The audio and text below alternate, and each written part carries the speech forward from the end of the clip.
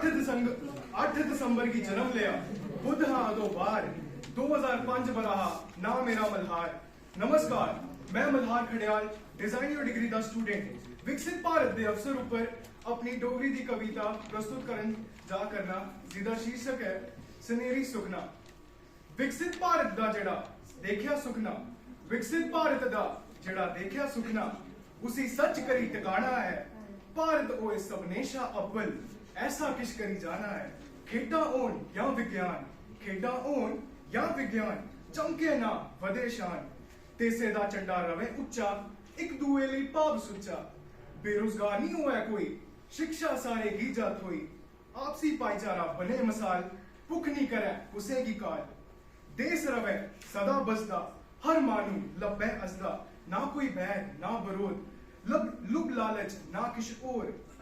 हिंदू ओ है या मुस्लिम, सिख ओ है या ईसाई, किट्ठे रलिए रोना सारे अस सब्बे पाई पाई।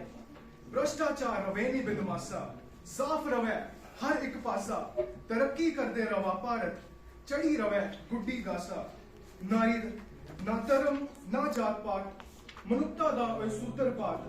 नारी दा इज्जत मान होवे, नारी दा इज्जत मान होवे, उसकी उसदा थार्थ होवे। पर्यावरण दी भी चिंता करनी, एवें जानी नहीं बूटा बढ़ना।